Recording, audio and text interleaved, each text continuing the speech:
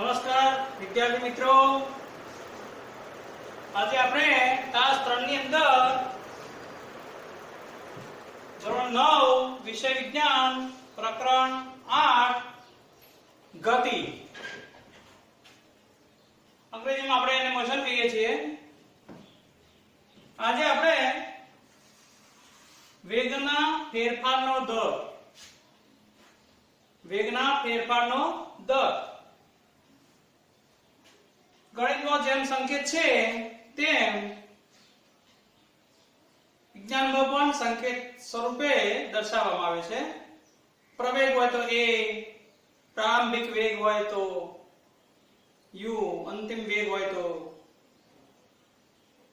v, આ રીતે દર્શાવવામાં આવે છે. તો વેગના ફેરફારની અંદર પહેલો પોઈન્ટ આપણે સુરેખ પથ, સીધા રસ્તા પર જો ગતિ કરતું હોય, સુરેખ સીધા રસ્તા પર, સુરેખ પથ પર ગતિ, સુરેખ પથ પર સીધા રસ્તા પર નિયમિત ગતિ દરમિયાન તેનો વેગ સમય સાથે અચળ રહે છે, એટલે ફેરફારનો દર એ શૂન્ય થાય. સુરેખ પથ પર સીધા રસ્તા ઉપર નિયમિત ગતિ, નિયમિત ગતિમાં આપણે જોઈ લીધું, સરખા સમયમાં સરખું અંતર કાપે તો નિયમિત ગતિ, સરખા સમયમાં સરખું અંતર ન કાપે તો અનિયમિત ગતિ. તો સુરેખ પથ પર નિયમિત ગતિ દરમિયાન તેનો વેગ એ સમય સાથે અચળ રહે છે, એટલે ફેરફારનો દર છે એ શૂન્ય થાય. અનિયમિત ગતિ હોય, સરખા સમયમાં સરખું અંતર ન કાપે, ટ્રાફિક આવી જાય, રસ્તો ખરાબ હોય તો સરખા સમયમાં સરખું અંતર ન કાપે તો અનિયમિત ગતિ, અને અનિયમિત ગતિમાં વેગ સમય સાથે બદલાય, એટલે જુદા જુદા સમયે જુદું જુદું હોય. તો આપણે વેગ સમય સાથે એટલે ફેરફારનો જે દર છે એ શૂન્ય થાય, આમાં જુદું જુદું હોય. હવે એના પછીનો પોઈન્ટ પ્રવેગ. પ્રવેગ એટલે પ્રવેગ, વેગ અને પ્રવેગ. પ્રવેગ, પ્રવેગ એટલે વેગમાં થતો વધારો.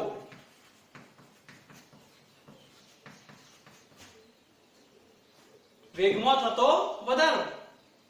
તો વેગમાં થતો વધારો એટલે શરૂઆતમાં ગાડી આપણે શરૂઆત કરીએ તો શૂન્ય હોય, પછી સમય પણ 0 થી શરૂઆત થાય, સમય ઓડોમીટર 0 કરી દઈએ તો, અને પછી અંતિમ વેગ, પ્રારંભિક વેગ.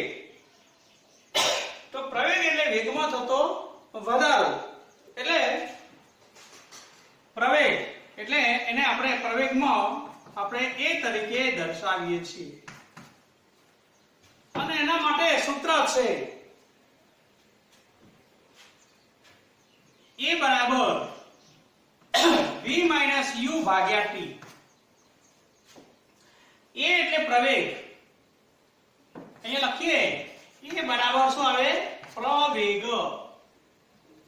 v બરાબર અંતિમ વેગ, u બરાબર પ્રારંભિક વેગ, અને t બરાબર સમય. તો આ રીતે પ્રવેગ a બરાબર v માઈનસ u ભાગ્યા t. અચળ પ્રવેગી ગતિના સૂત્રોની અંદર આ આવે છે. અચળ પ્રવેગી ગતિના જે સૂત્રો છે a બરાબર v માઈનસ u ભાગ્યા t, s બરાબર et + 1/2 at square, v square minus u square બરાબર twice as. આની અંદર આ પહેલું સૂત્ર છે, એ આપણે આનો નવમો પોઈન્ટ છે એમાંની અંદર આપણે જોઈશું. તો પ્રવેગ એટલે a બરાબર v માઈનસ u ભાગ્યા t. એક ઉદાહરણ આપણે જોઈ લઈએ એટલે આપણને સ્થિર અવસ્થામાં રાહુલ પોતાની સાયકલ, સ્થિર અવસ્થામાં રાહુલ પોતાની સાયકલ સ્થિર અવસ્થામાં રાહુલ પોતાની સાયકલ ચલાવવાનું શરૂ કરે છે. ચલાવવાનું શરૂ કરે છે. ઉદાહરણ છે શરૂ કરે છે. 30 સેકન્ડમાં 6 મીટર 30 સેકન્ડમાં 30 સેકન્ડ s એટલે કૌંસમાં સેકન્ડ 30 સેકન્ડમાં 6 મીટર સેકન્ડ ઇન્વર્સ 1 6 મીટર પ્રતિ સેકન્ડ નો વેગ પ્રાપ્ત કરે છે. નો વેગ પ્રાપ્ત કરે છે.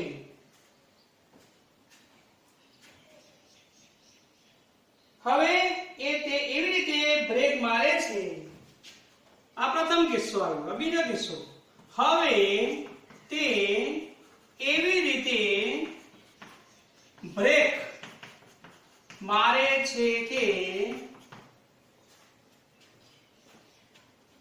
તેનો વેગ ત્યારબાદ મારે છે કે વેગ બદલાય 5 સેકન્ડમાં 4 વેગ ત્યારબાદ 5 સેકન્ડમાં 4 મીટર સેકન્ડ ઇન્વર્સ 1 5 સેકન્ડમાં 4 મીટર સેકન્ડ ઇન્વર્સ 1 ઘટી જાય છે. આ બંને કિસ્સામાં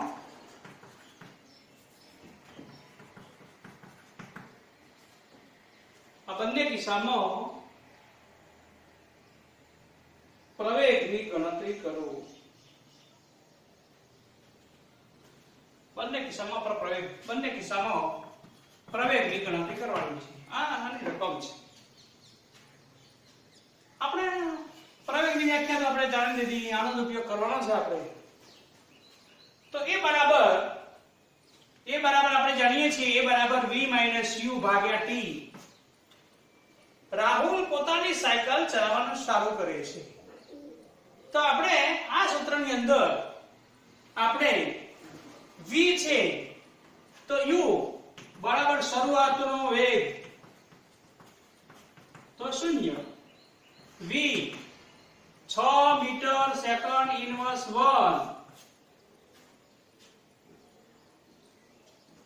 0 મીટર સેકન્ડ ઇન્વર્સ 1 0 લખવાની જરૂર નથી. v સમય t કેટલા સેકન્ડમાં?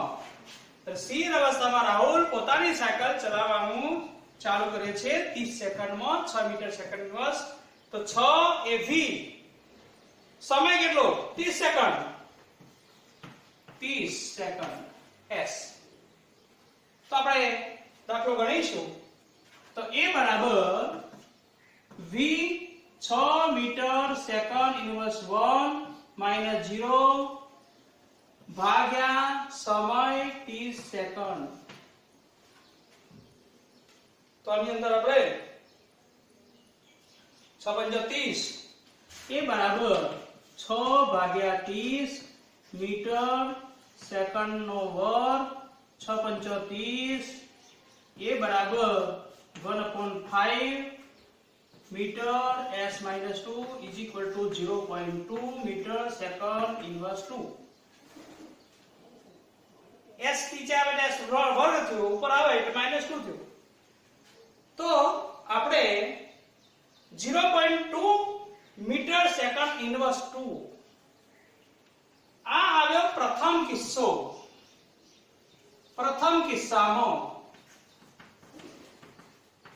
નેક્સ્ટ બીજો મુદ્દો, સ્થિર અવસ્થામાં રાહુલ પોતાની સાયકલ ચલાવવાનું શરૂ કરે છે 30 સેકન્ડમાં 6 મીટર સેકન્ડ ઇન્વર્સનો વેગ પ્રાપ્ત કરે છે. હવે જુઓ, હવે બીજો કિસ્સો. બીજા કિસ્સામાં આપણે ફરતી પાછા બીજા કિસ્સામાં દ્વિતીય કિસ્સો, દ્વિતીય ભાગ.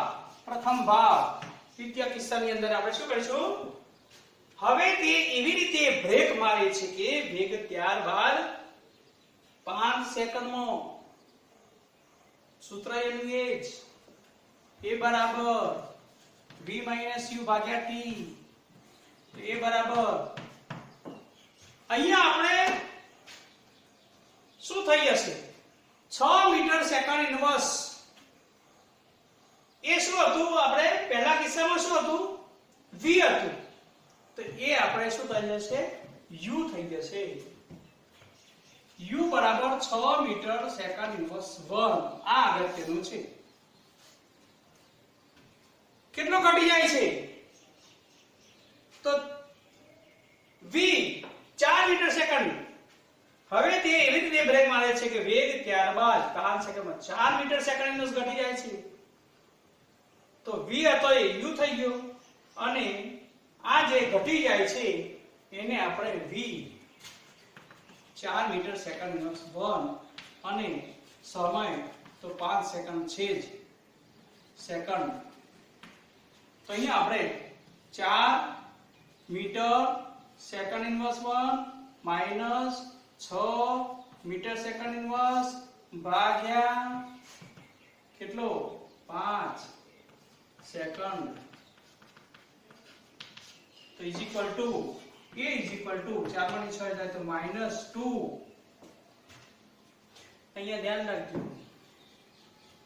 -2 મીટર સ્ક્વેર શું છે મીટર અને સેકન્ડ છે ને હા 4 માંથી 6 જાય તો -2 મીટર સ્ક્વેર ના આવે 4 માંથી 6 જાય તો મીટર અને સેકન્ડ છે સેકન્ડ એ નીચે આવશે એટલે શું આવશે મીટર પ્રતિ સેકન્ડ ભાગ્યા 2 એ બરાબર કેટલા આવશે 5 520 -0.4 metre second inverse second inverse -2 second નીચે આવે એટલે s નો વર્ગ થઈ જાય ઉપર જતો રહે એટલે -2 તો આવી રીતે પ્રથમ કિસ્સામાં અને દ્વિતીય કિસ્સામાં દ્વિતીય ભાગ અથવા દ્વિતીય બીજા કિસ્સામાં આ રીતે અહીંયા આપણે u છે એ 0 થશે v 6 છે પછી બીજા કિસ્સામાં બ્રેક મારે છે એટલે v છે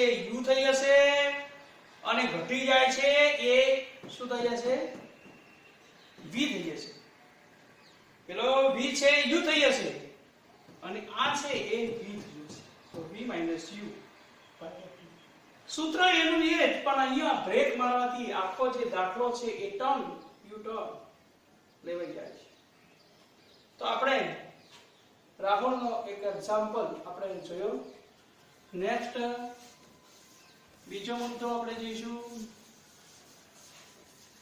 ગતિનું આલેખીય નિરૂપણ એની અંદર ગતિનું આલેખીય નિરૂપણની અંદર આપણે ક્રિકેટર હોય સચિન તેંડુલકર હોય કે ગાવસ્કર હોય કે કપિલ દેવ હોય ભારત અને વેસ્ટ ઇન્ડિઝની મેચ ચાલતી હોય તો ઓવર આખા દિવસમાં ઓવર 50 ઓવર હોય અને રન કેટલા કરે છે એ x અક્ષ ઉપર અને y અક્ષ ઉપર આપણે દર્શાવી શકીએ ગતિનું આલેખીય નિરૂપણ ઉપર મુદ્દો આપીશું ગતિનું આલેખીય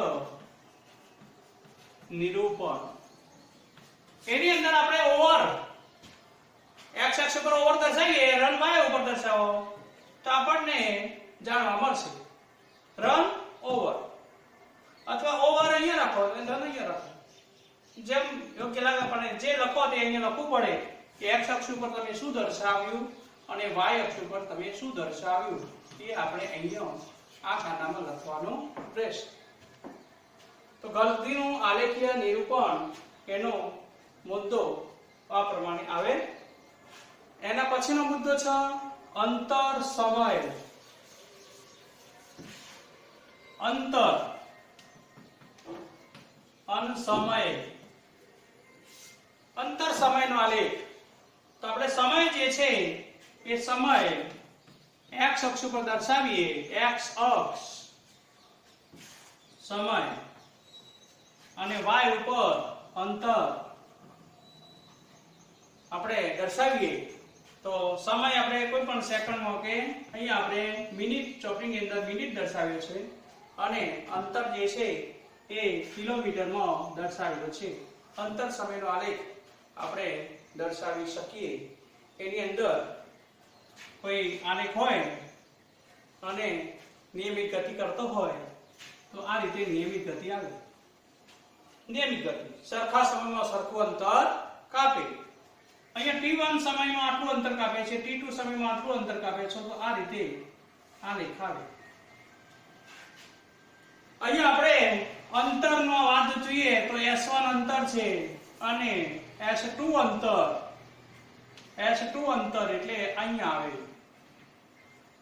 તો એક સરસ મજાનો આલેખ આ રીતે થઈ ગયો અને એને આપણે નામ દર્શાવીએ તો અહીંયા a b o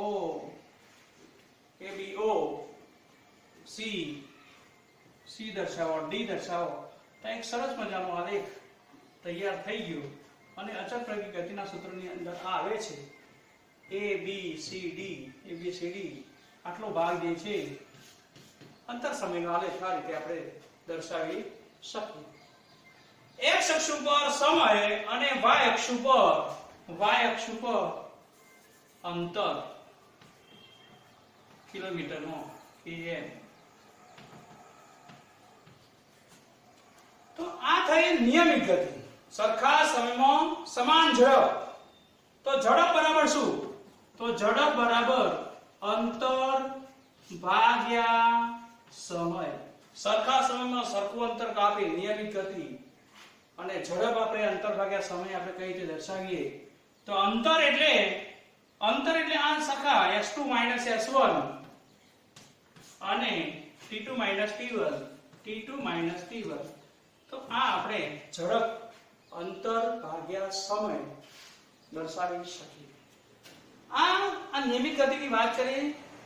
અનિયમિત ગતિ હોય, અનિયમિત ગતિ હોય, અનિયમિત ગતિ હોય તો આલેખનું નિરૂપણ આપણે કઈ રીતે કરી શકીએ તો આ રીતે આ અંતર પેલાની જેમ જ સમય પેલામાં સીધી રેખામાં તો આ સીધી રેખામાં નહીં આવી, આ ધીરે ધીરે ઉપર જશે. અનિયમિત ગતિ પોઈન્ટ અહીંયા દર્શાય કે અહીંયા દર્શાય અનિયમિત ગતિ, સરખા સમયમાં સરખું અંતર ન કાપી. બરાબર. અસમાન ઝડપ. કઈ ઝડપ? અસમાન ઝડપ. સમાન ઝડપ અહીંયા આવશે સમાન ઝડપ. તો આ રીતે આપણે અંતર સમયના આલેખો આપણે અલગ અલગ રીતે દર્શાવી શકીએ.